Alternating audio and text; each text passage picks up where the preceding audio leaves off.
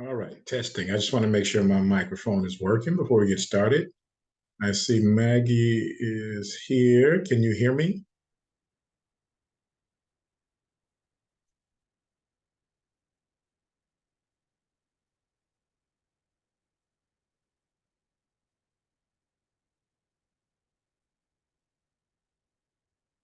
All right, Maggie, can you hear me?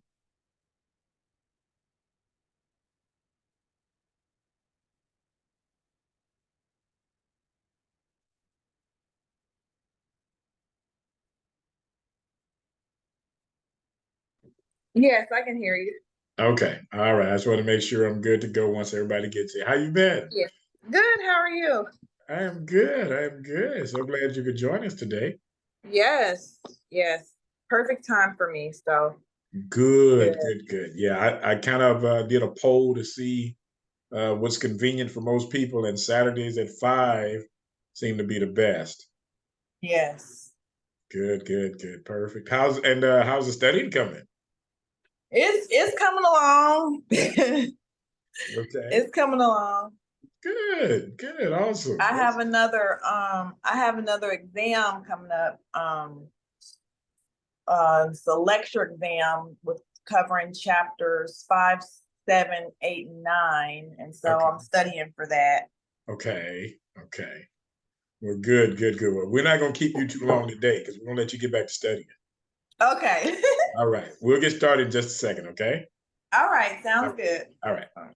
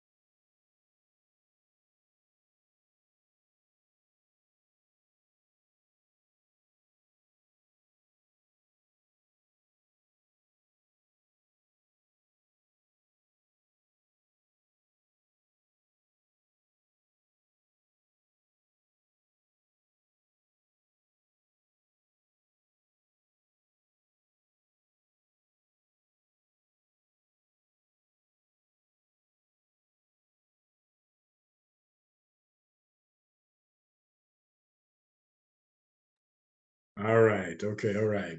So we got a few more that's logging in now. They're just trying to convert. Can you hear me okay? All right, perfect. All right. Sounds good. We appreciate you taking out your busy Saturday to come hang with us, Dr. Turner. No worries. My pleasure. How's everybody? I think we only have Maggie. Maggie's here now. Yes. Thank you so much. Yes, I can hear you. All right, perfect, perfect. Well, the first thing I'm gonna do when people when they do log on, I'm gonna tell them about being timely. That's gonna be my first message Yes. because that's really important. That's really important. But I tell you what, now since I said being timely, what we're gonna do is because it's being recorded. Um, those who get here late, they'll be able to kind of look at whatever they need to see later on. But I like to get started on time. So we're going to get started, and for those who come in, they can kind of pick up where we get started. Okay. So first of all, for those who are viewing this, let you all know that we're excited to have you all here. I'm extremely excited to have Dr. Turner, who has been my friend for a very long time, since medical school. Um, we studied together in medical school. She taught me how to study in medical school, and then after medical school, I started helping her get through some things after medical school. But we've had a long friendship, and I am truly I'm just so proud of what she's done over the years, and I wanted her to share like kind of her medical journey and what she's doing now and that's it. So I will turn it over to you, Dr. Turner, and you could just share with whatever you want to share. Sounds good. Well, thank you for thinking of me and inviting me. It's truly an honor. As you mentioned, to all those who are watching, Dr. Sutton and I have been friends for a very long time. And you need that when you're getting through the trenches of medical school because it's not easy. The academic knowledge, the medical knowledge that you have to acquire is not easy, but also just the emotional support and mental support that you need. You need somebody, a group of people to help you get through that. So identifying your support system is very important. So I am so glad to have had Dr. Sutton as part of my support system throughout the years. And so I'm very, this is just a pleasure and an honor to be here today. So my name is Jacquelyn Turner. I grew up in Houston, Texas, born and raised. I went to high school at Clearbrook High School, and I knew from a child that I wanted to be in medicine. I did know that. I thankfully had some great parents to support whatever dreams that I wanted to do. So that making the decision for me was not hard. Um, the process is hard, but the decision was not hard. After medical school, after high school, I went on to Xavier University in New Orleans. Xavier is a great school for those that are interested in the health sciences, pre-med. I just to put a plug out for Xavier, they have a great pre-med advisor that keeps you on track. So every step of the way, we had somebody telling us what to do, telling our parents what to do. And again, it's another layer of that support system. So very blessed and fortunate to have gone to Xavier and graduated and have the support from the Xavier Pre-Med office. Matched into medical school at UT Houston. That's where I met Dr. Sutton. And it was a good 4 years.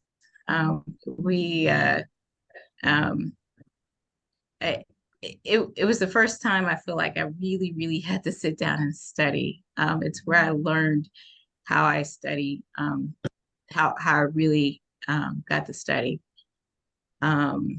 It was, the hours were long. The first time I've had to, do overnight calls and things like that on the rotations. The information was hard.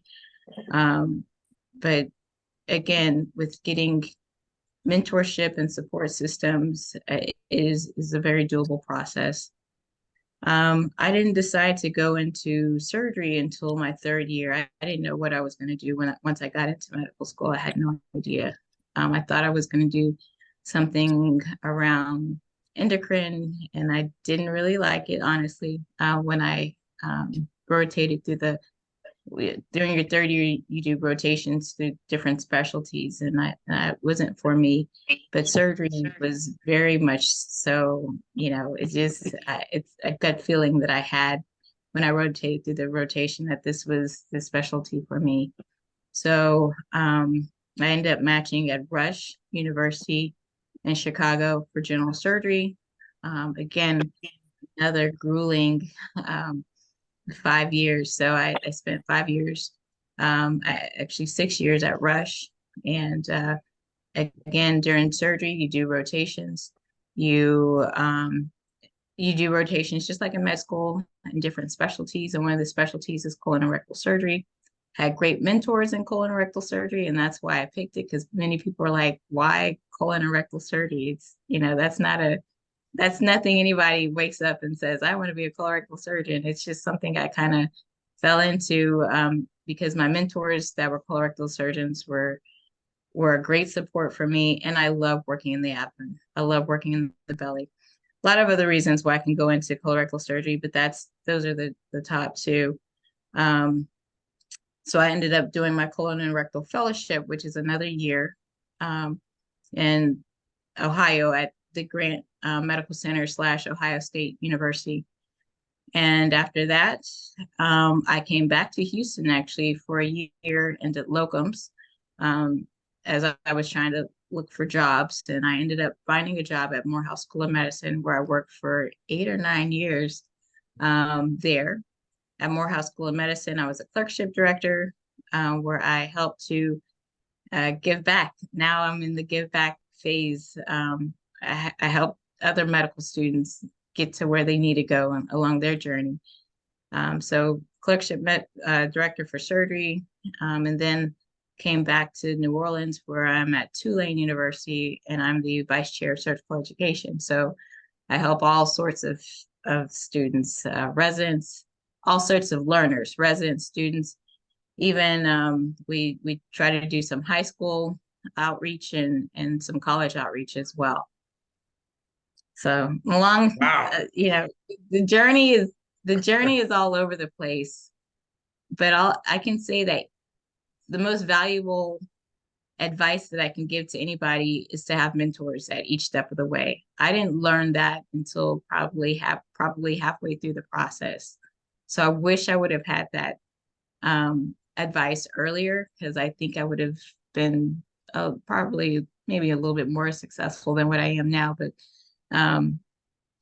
have the mentors, get your support system with the mentorship, get that at each step of the way. You're going to have tons of mentors. It's not just one person for different things. So I got a mentor for my educational stuff. I have a mentor for my colorectal stuff. I have my mentor for my personal development. I got a mentor for being a Black woman in surgery. I got a mentor, just tons of different mentors, and everybody's going to give their own perspective, and you mold everybody's perspective to build, who you are. So I recommend doing that early. That is awesome. Awesome. Dr. Turner, you know what I want you to share with them? A lot of them are facing like getting ready for like college exams, the MCAT, things like that. Can you kind of share with them how challenging that, I mean, in terms of exams, the exams are going to be here. Can you kind of share with them maybe some of your experiences with exams? Because a lot of times people think, oh, they just breeze through them. These are doctors. They just got it. They're super smart. Can you kind of share your journey in terms of exam? It's so many of them. So it's like a marathon. And each lap is each year of your life, pretty much, I feel like. Each mile is each year of your life, because you have, you're going to have your exams for your classes that you're in now, your undergraduate classes that you got to focus and get through, and you got to do well on those. Then you have your standardized exams like your MCAT, and you got to do well on that. And then you go in, and then med school is another set of exams, and you have to do well each step of the way. Not to say if you don't do well on an exam, it's the end of the world. It's not. But obviously the goal is to do well. I think for the standardized exams, and unfortunately, I wasn't the one that was best at standardized exams, and so I had to take review classes. Classes like preparation help, such as the MDI program, is. I mean, again, I don't know of anybody who's gone straight through and not had any help. So use these programs to help you, to give you the advice that you need for taking the exams. I wasn't the best, so I paid money to help me get through the standardized exams, and I feel like had I not paid, I may not even had the opportunity to even move on to the next step, because my score without the extra help, the extra advice, the extra tutoring, the extra whatever was okay. And now, with med school being so competitive and residency and everything else being so competitive, okay is sometimes not good enough. So you gotta, I think these programs, and I know these programs help push people up, and they're really what separates, push people that are are okay, like myself, to getting in to become doctors. And the reason, the reason why I hesitate with saying this is because when you become a doctor, nobody's ever going to ask you, well, what's your MCAT score? Nobody's ever asked me that. But you have to do well in order to get through the process. Because once you become a doctor, an okay test taker, you probably will become a phenomenal doctor. So your test taking skills does not reflect how good of a doctor you are. It's just, part of the hoops you got to go through to become a doctor. Unfortunately, that's just how our American culture has, and that's just how we've had it. And I feel like, again, the reason why I hesitate, I feel like those that are at financial disadvantages, they might not have the money to, pay for, such programs. I'm not sure how much MDI costs, so maybe you can school me on that, Dr. Sutton. But use your resources now and then worry about the money later if that's an issue. I definitely I'm pretty strong about that, because that when I look at students who have done well, 90% of them has taken some kind of review course. Yeah, that's true. And I tell you, look at what, like you say, you mentioned resources, but I do want to open it up to see, for questions for you. So the lines are now opened for any questions for Dr. Turner. Hi, Dr. Turner. My name is Maggie, and thank you so much for being here and sharing your story. So a little bit about me, and then I do have some questions for you. I'm a non-traditional student. I have my undergrad. I've been away from college for probably 20 years now. So I'm returning back to get my sciences. But I've been in the industry, the healthcare industry, for over 10 years. So that's the reason why I decided to go ahead and take this path and become a doctor. My question for you is like a twofold question. One, what does, in your opinion, what does, medical school look like? And the reason why I ask is because I know what undergraduate school looks like. I know what getting your master's look like. I know what residency looks like, but I never did really know what medical school looks like, as far as, going to it, because for some reason, maybe I've just missed that process of understanding what that whole picture is. And then secondly, you talked about the challenges of exams. I'm really having a hard time with, grasping and ciphering out the information to really know what to process, to what to learn. So that is a challenge for me. And how did you deal with that? So those are my questions. So first question, what does medical school look like? Medical school to me is that transition of leaving the student behind and becoming a doctor. Medical school is where you're transitioning. It's a transition in maturity. You are already, as being a non-traditional student, you're already probably mature in that area if you've already been in the healthcare industry. But for some people, that growth is needed. So it's a mind thing. We, as a student, the younger students that are fresh out of college, they've never had a job, most of them. So this is a lot of time transitioning to becoming their first job. So I have to, again, as Dr. Sutton pointed out earlier, being prompt, being on time, you're working on somebody else's clock now.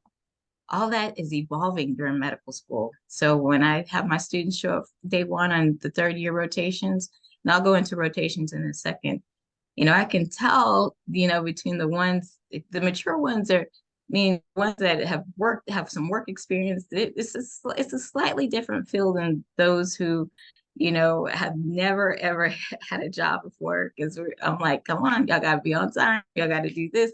It's that whole maturity process is taking place for some people. And then learning how you learn often takes place in medical school, because college for a lot of people wasn't that hard. The level of difficulty is twofold almost with medical school. So they really had to learn the faults in their learning on how they learn. So I really learned how I learned in medical school. So I knew, for example, I learned towards the end that flashcards were my thing. I learned that I learn best actually at night. I'm not an early morning riser and learner. I learned great in groups. So I really learned, how I process information during medical school. And the students who pick up on that early do well. So the first 2 years are classroom, just like college. So you have your different classes that you have to take. There are no electives, unlike college, but the different core classes that you have to take. You're in the classroom. Your exams, your practicals are pretty similar to college-based style learning. But the last 2 years is completely different. The last 2 years are clinical learning. So you're learning when you get home from work. This is really what we call adult learning, because you already have a job you have to go to. Now you got to come home and study on top of that. So learning in that environment can be challenging. So some people have to readjust their whole way of learning to learn in a clinical environment. So the students who do that early, learn that, make that adjustment and do that early and well, often do better. So it's about time management, picking up whether you're comprehending things or not comprehending things, or if you're having a knowledge, so some students have difficulty with time management, just organizing, getting all the information in. Some people can get all the information in, but can't comprehend it. So we talk about comprehension stuff, techniques with some of my learners. And some of it is just they understand it, but they can't retain it. So retention. So there's different ways to handle these different problem areas. But again, you got to kind of figure that out early on and work with your advisors and your faculty to help you identify if you're having problems with the testing, which area which area that you're having problems with. So that's what I say medical school. That's what medical school looks like to me. It's a transition between the college learning to clinical learning, because the first 2 years are college type classes. Last 2 years are more clinical classes. And I tell students, your last 2 years is where you're going to learn the rest of your life. So just because I'm done with residency doesn't mean I stopped learning. I literally had to do my recertification exams for general surgery and colorectal surgery this past weekend. So I'm still coming home from work, still studying. It's less, and it's not as intense, but you're still going to have that continuous learning for the rest of your life, and it's going to be more like the last 2 years of medical school. So that transition takes place. So that's what medical school looks like to me. In terms of your second question, repeat it again, the difficult with the testing. You did answer that part with exams. You mentioned, because I'm having a problem like retaining the information and just deciphering what I need to keep as far Right. as to apply, on testing. But you did answer that question, because you said pretty much figure out what my learning style is. Yeah. And hone in on that. And as soon as I figure that out, I'll have a better chance at doing better at testing. Right. So everybody's different. So I would really have to sit down one-on-one, or if you have an advisor, sit down one-on-one and go through. I asked them when I have a student that's like, oh, I didn't do well. So we sit down and we have almost an hour talk as to, we're going through everything. So first thing we go through is how many hours a week did you spend? Where did you stay? You know, we talk about organizational stuff. So if they don't meet the organizational stuff, the other two doesn't even matter, because if you can't even get through the material, we don't even know if the retention or the comprehension is an issue. You got to at least get through all the material stuff. So we make schedules. I see how they're adherent to the schedules. I'm a checklist person. The example that I give is I found out in medical school, I'm a checklist person. So if I have 5 things, just throwing random stuff out, if I have 5 things, 5 goals, 5 topics that I want to cover, I will force myself to, by the end of the night, cover those 5 things. Now, sometimes, you know, stuff gets in the way, life gets in the way, and you can only cover 3 of the 5. So I say the weekends are week goals. So cover the last 2 things, use your weekends to kind of be the time to catch up on anything. Otherwise, if you're all caught up, you can do that for additional reinforcement.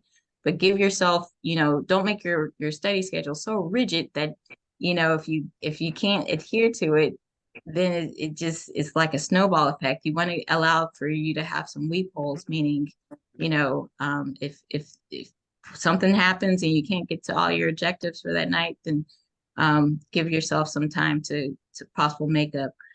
So that's the checklist method that I use. There's other different things. There's even apps now that help you do it. I can't think of the app off the top of my head, but the student was telling me, I was like, this is great. I wish I had this.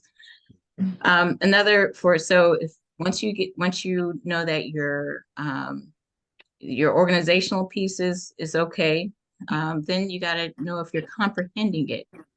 So comprehension is going to go through reading the question, understanding the content, doing a lot of questions, or even reading the chapter. And if you're not understanding the concept, then that's where you're going to have to get tutors to help you specifically with knowledge-based stuff. Questions help, but you might have to, like, I with surgery, I'm like, I can help you with all the GI stuff, but if you need, you know, help in the breast, you know, area, breast cancer and all that kind of stuff, I'm going to send you to our breast surgeon so that he can or she can help you with the knowledge-based stuff in breast. Or if you need somebody with liver, because with surgery, everything is organ-based. So I'm going to send you to our transplant doctor or hepatobiliary doctor that can help you with knowledge-based and liver. So that's usually going to require some one-on-one tutoring on the specific knowledge base. And then if you understand the concepts, but you can't remember it, then flashcards, group studying, those are all good for retention. So again, that's just the nuts and bolts of it. We kind of individualize to how the student learns, to make little adjustments. But if I had to pick out 3 reasons why students have difficulty with exams, it's either their organizational piece is not there because they're not getting through all the material. They can get to it, but they don't understand it, the comprehension, or they can understand it, but they can't remember it, retention. So we talk about each of those 3 things. Yeah. Well, I tell you what, that's a great question, Maggie. And, you know, that's one of the things that we do talk about at the MDI is how to approach these exams, how to look at your learning style. So that's really good. So before we let Dr. Turner go, I do have to go through just some timeline things for the MCAT, because I know some people are here wanting to know that. So I'm going to share my screen with you. And as soon as I finish this, if somebody has any additional questions they want to ask Dr. Turner, feel free to do that. So let me just share this with you. All right. And just let me know if you all can see my screen okay. Can you see my screen? Yes? All right, perfect. Okay. All right. So the very first thing I want to tell you all, so some of this is not going to apply to some of you all. But I'll show you how you can look at this from your perspective. But typically with our program, we like to start with freshmen we typically start with freshmen who are just starting college. So just starting college, no GPA, they sign up for our program. And even those who are coming back can actually use this same process. But by doing that, we're able to keep track of the individual. I see one person, Joven, who's on here. So Joven is a freshman. He's just started in our program. And by doing this, also Maggie is doing the same thing, is that we're able to track you for each semester. So that way we know that if there's anything going on with your grades, if there's anything like that, we can address it ahead of time.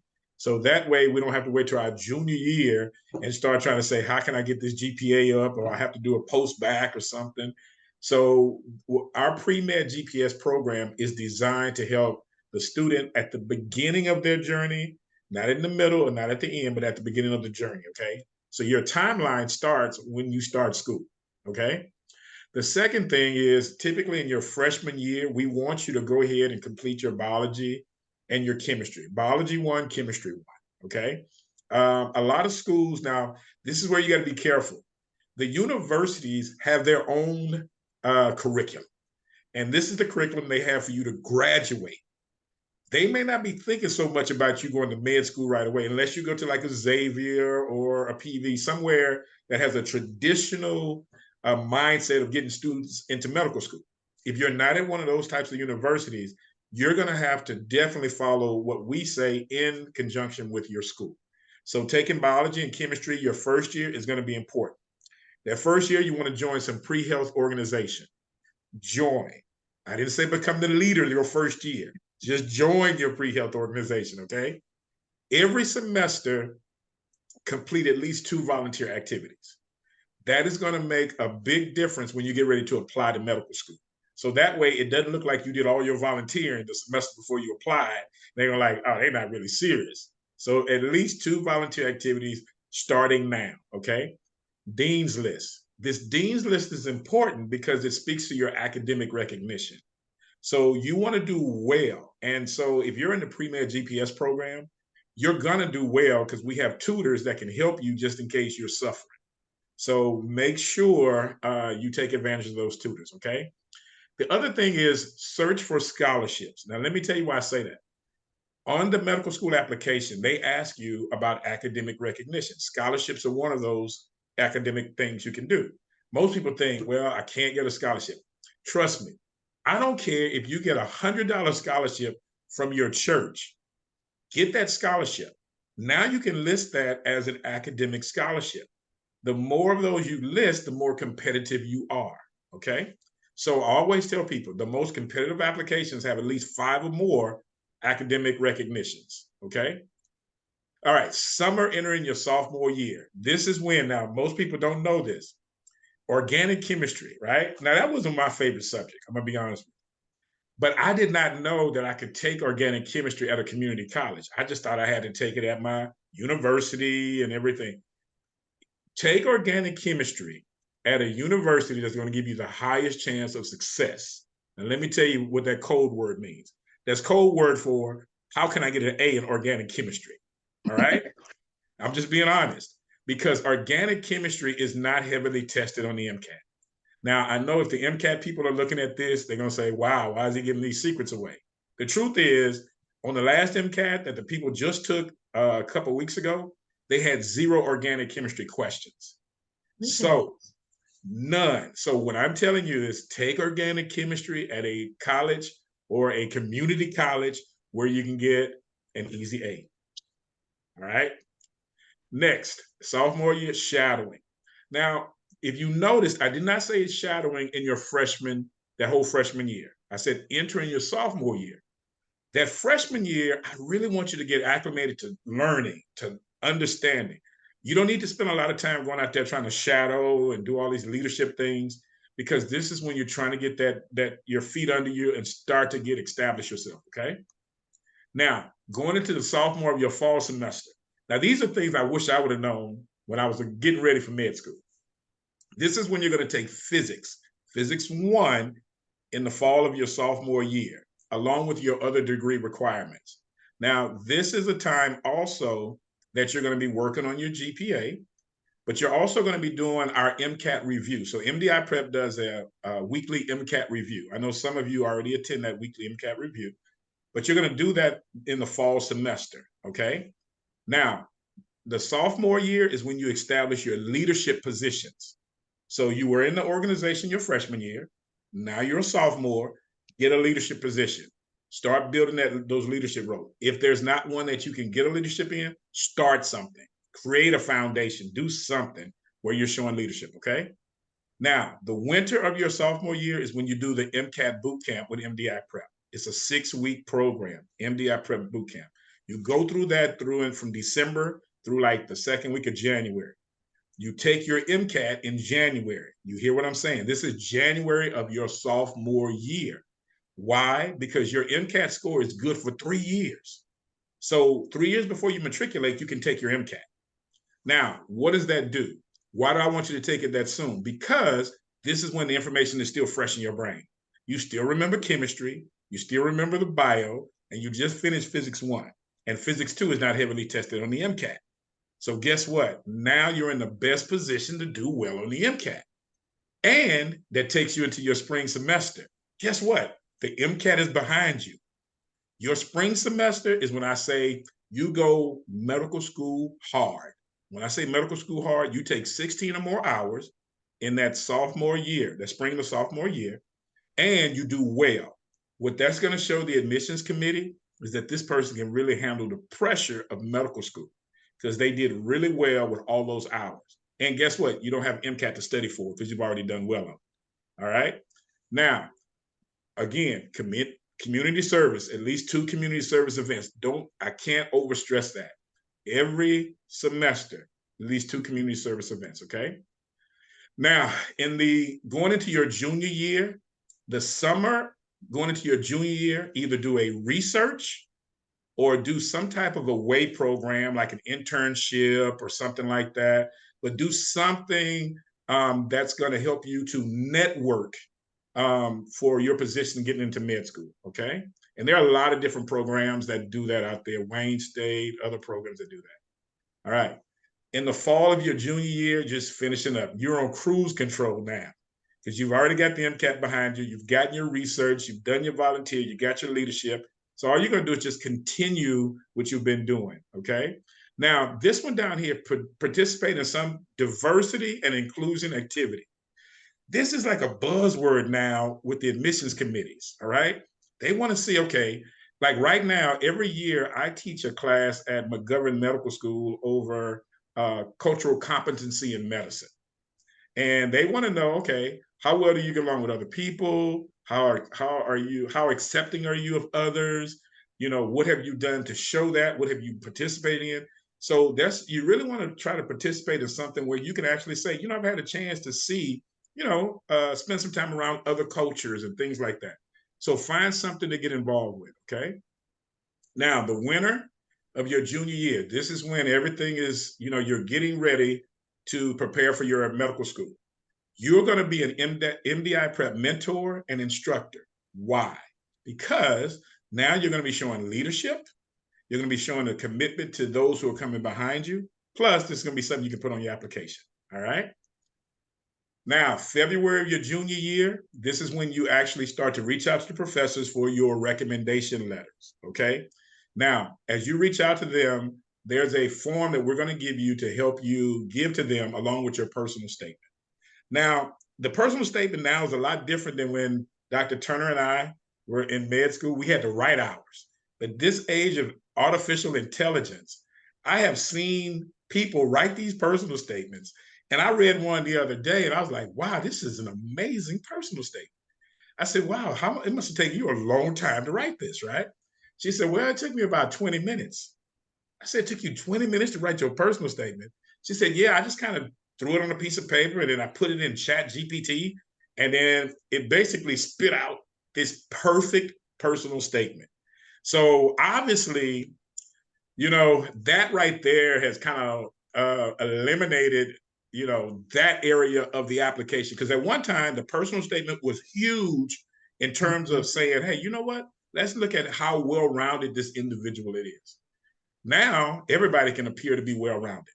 So there are going to be some other things that the admissions committees are going to be looking at in terms of the admissions process, okay?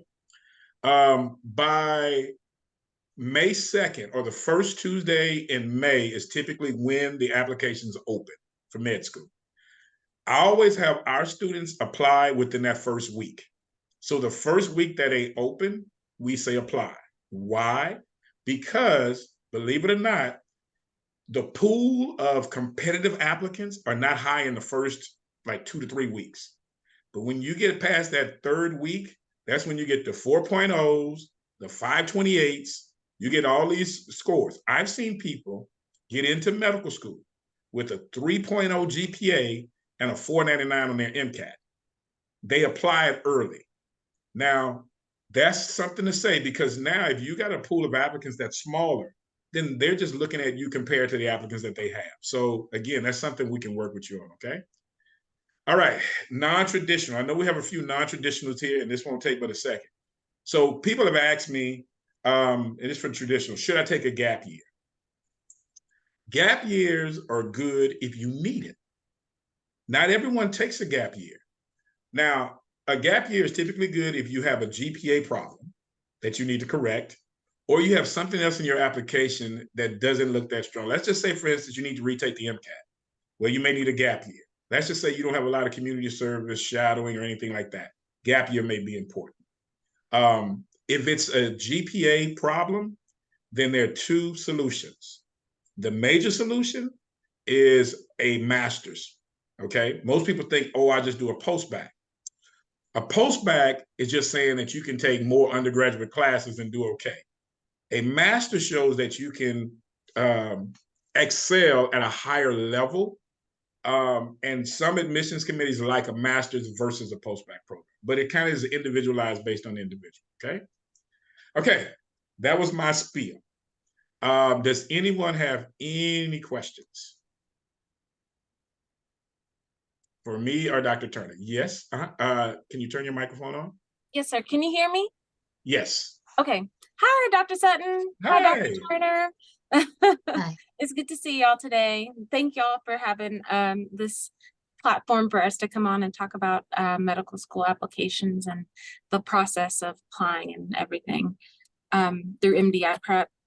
I have a question about the winter for the program, the winter intensive. To take, so the students would study for the 6 weeks for the MCAT, and then after that, take the January MCAT. Is that what's planned? Yes. Yeah, Okay. they'll take the last date in January. So it's normally like January the 22nd, 3rd, or something like that. Right. Okay. And you said that the MCAT scores, they last for 3 years. Correct. So okay. So if so by the end of their by the time that they graduate, it'll still be good to apply with the score that they would have. Absolutely. So they wouldn't have to retake it. Okay. That's right. So if they took it January 24, they could, as long as they matriculate before January 2027, they'll be fine. Okay. I gotcha. Thank you so much. All right. Anyone else have any questions? I just want to add, I that presentation you had, Dr. Sutton, was excellent. I think students have a different idea of what is needed, and it's clearly outlined, because I get a lot of students saying, can I shadow you? Can I shadow you? And I don't mind students shadowing. Sorry, my dogs are in the background. I don't mind my students shadowing me. But the emphasis is get your academics right. So if you're shadowing me because you need some more stuff put on your CV, that when I go through applications, it doesn't really hold as much weight as if your grades were good. So all the preparation stuff that Dr. Sutton talked about as he outlined through the years is very important. So when I do have students shadow me, they don't shadow me for a month during the summertime. I don't even allow that. It's a couple of days to see if it's something that you want. Now, if you're shadowing me to try to figure things out, see if you want it, I do welcome that, because you do got to figure out if you want this. But again, getting your academic stuff right, gradually getting your CV together, meaning community service, giving back, DEI initiatives, teaching, mentoring. Those things weigh a lot more heavily as someone who goes through medical school applications and residency applications. So I definitely want to reinforce those points that Dr. Sutton has made. So a lot of programs are doing stuff for summer. So again, during the summers, we offer at Tulane a pathway program called the Impress program for underrepresented minorities and undersupported students, meaning first generation college students and things like that, to have an opportunity to get some information, some time to shadow. So there are programs out there. Tulane's not unique in that aspect that will allow that. But again, I recommend that you do that during the summertime, not during your class, during school, because you really need to focus on your grades during school. And specifically with the Impress program, we only wanted to have people that have finished their freshman and sophomore years because of all the reasons that Dr. Sutton outlined, because it's a strategic way of building your CV and your application. So we didn't really want to interfere with that process, because some programs do go throughout the year during the school, but I agree with Dr. Sutton. I didn't want to interfere with the process of you doing stuff at school, being in organizations. It can take a lot of time. So I want you to hone in on that while you're at school. But during the summertime, I do welcome students to apply for summer programs such as the Impress program or research programs as well. There's some summer student research programs out there as well. Those I do think will add to your CV and to your application. But I do want to reiterate that. And with the personal statement, I agree. I got through reading personal statements for residency applications this past week as well. And if I couldn't feel like a personal connection with the CV, I couldn't even, Yeah. I couldn't even focus on reading the rest of it. So I encourage you to dig deep down inside and figure out how to put the emotion back into the personal statement, because the CVs of the personal statements without that emotional connection, I just didn't even rank that part of the application very high. That's right. Very great. Who else? I think we have Joven and another couple of people. Any other questions?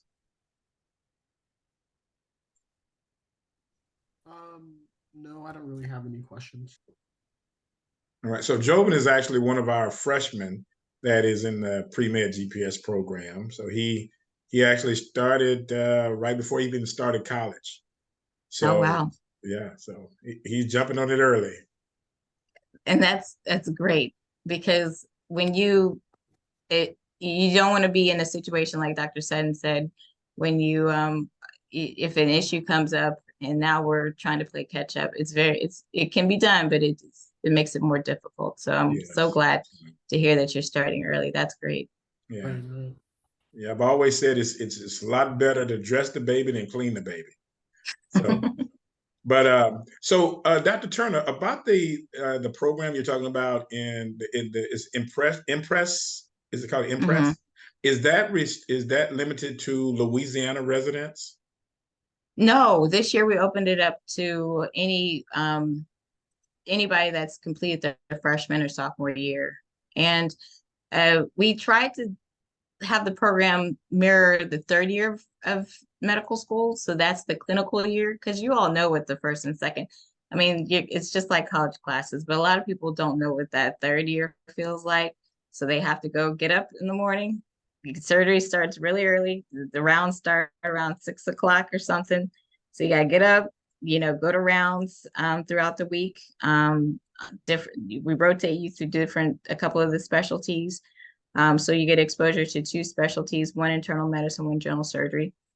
And then you have to do simulation, because it's not like you just come in and you start, putting in central lines and IVs on people. You got to practice on something first. So that's called simulation. So we do simulation with you 1 day a week, and then we have didactics with you 1 day a week. And part of the didactics are you sit in the class with the medical students, but that's just for your own exposure. But we also wanted to make sure you go home with something. So we'll do little workshops on working on your CV, interviewing skills, and things like that.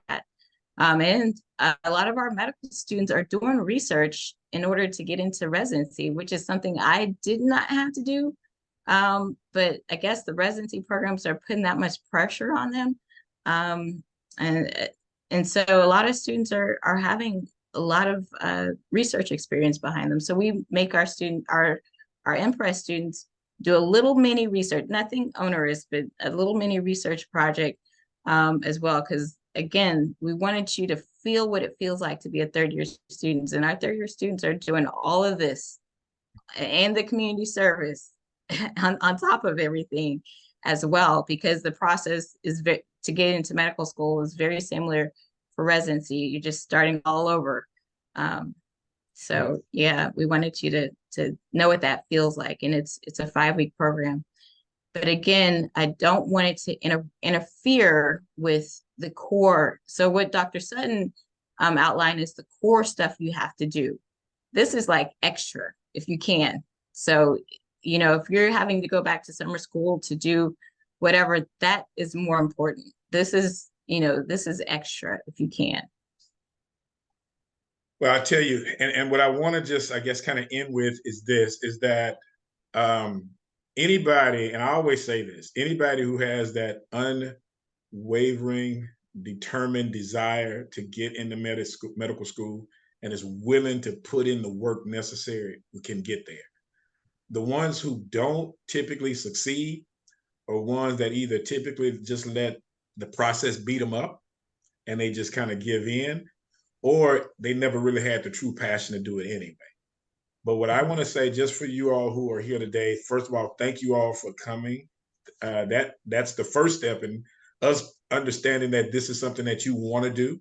The second thing is don't let the naysayers deter you.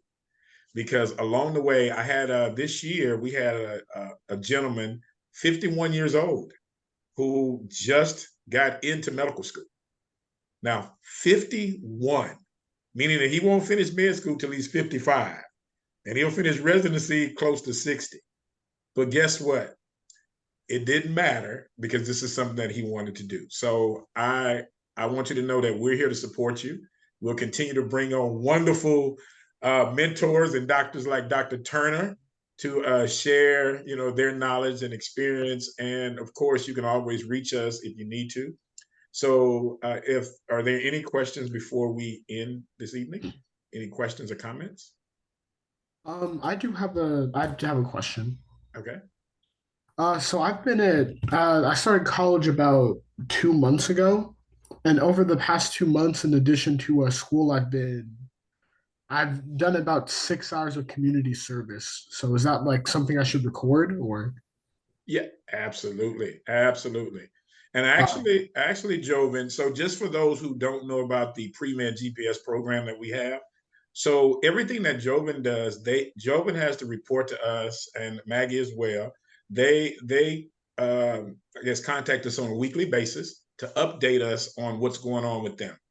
Everything that they update us with is put into a folder. So Jacquelyn, when you do that and you update that with us, that's actually put into your folder. So when you get ready to apply to medical school, you don't have to remember everything you've done because we already have it in your folder.